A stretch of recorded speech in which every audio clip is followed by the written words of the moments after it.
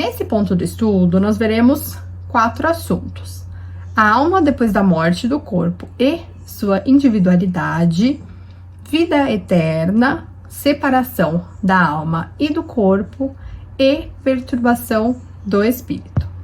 Como já visto nos capítulos anteriores, para fins do estudo da doutrina espírita, a alma é o nome que é dado ao espírito que se encontra em união com o corpo físico. Depois da morte do corpo, a alma volta a ser um espírito desprendido do corpo físico. Retorna ao mundo espiritual e leva consigo marcas e lembranças do que viveu na última encarnação. Essa lembrança pode ser de coisas boas, momentos de aprendizado, de luta, de amor, como pode ser também de coisas ruins, de males que fez, de dores que causou. Depende do que o espírito fez da sua encarnação. Se se dedicou em coisas boas, levará consigo coisas boas, a sensação de coisas boas. Do mesmo jeito que, se dedicou em coisas ruins, levará essa sensação para o mundo espiritual. É importante lembrarmos também que o espírito é imortal, só o corpo que perece. O espírito tem a eternidade pela frente. O espírito tem a característica de ser individual. É a individualidade do espírito.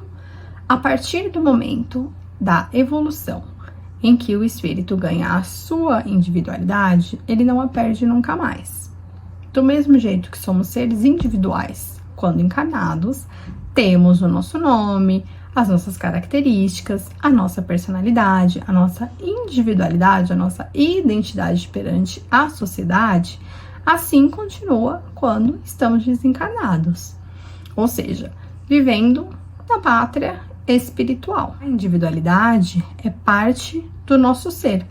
Por isso que encontramos uma diversidade infinita na criação. O espírito que se encontra separado do corpo físico, ele conta com um fluido próprio. É um corpo semimaterial, chamado também de perispírito. Esse perispírito varia de acordo com a atmosfera do mundo em que ele se encontra. E também ele tem a forma, a aparência da última encarnação. Ou seja, se eu vou para um mundo diferente, a minha roupagem também muda de acordo com as características daquele mundo. A ligação do espírito com o corpo se dá com o corpo semimaterial. Então, nós temos o corpo material, o corpo semimaterial e o espírito. São 3 camadinhas. A separação da alma e do corpo ocorre com o rompimento dos laços que os prendiam juntos. Essa separação, via de regra, se dá de forma gradual. Ela não é brusca, ela é suave e aos poucos que esses laços se desatam e o espírito se liberta do corpo físico. Essa separação é um momento natural, é um momento indolor. Os órgãos vão falhando e é como uma lâmpada que se apaga.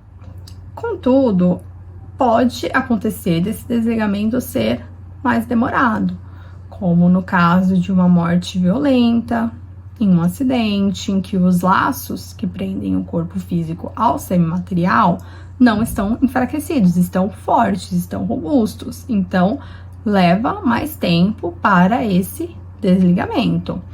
E também aqueles que são muito apegados à vida material ou que tiveram uma certa causa de morte, como o suicídio, por exemplo. Esses espíritos sofrem mais na separação do espírito com o corpo, podendo inclusive experimentar a sensação da decomposição da carne. Pode perdurar por meses o desligamento dos laços, é uma coisa muito sofrida. Por outro lado, o retorno para o mundo espiritual é o momento em que o espírito percebe que terminou uma fase difícil, que é a encarnação. Então, quando ocorre o fenômeno da libertação do espírito com o corpo físico, é um momento de alívio, de respirar mais serenamente, mais tranquilamente, um momento de prazer para o espírito, que sente como se estivesse retornando para casa depois de dias preso em um cativeiro. Muitas vezes, aqueles espíritos que se foram antes do nosso convívio, nossos amigos, nossa família, vêm nos receber no momento do nosso retorno para a pátria espiritual.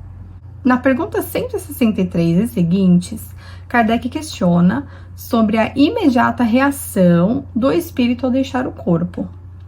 E o espírito da verdade responde que há um tempo em estado de perturbação, mas isso depende do grau de evolução do espírito. Aqueles que estão mais purificados reconhecem o desencarne e não se perturba com isso.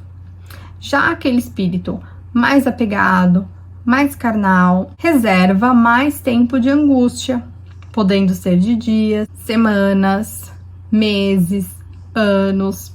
É realmente uma situação individual e varia de espírito para espírito. Claro que é natural um tempo para colocar as ideias no lugar, entender o que aconteceu, processar essa nova situação, mas aos espíritos que conservam a paz dentro de si, boas vibrações, a fé, a esperança, tudo é muito mais pacífico, muito mais leve. Por isso, é muito importante o estudo do espiritismo, a prática da espiritualidade, para estarmos preparados para o nosso retorno para a pátria espiritual. E para que esse retorno seja sereno, tranquilo e da melhor forma possível.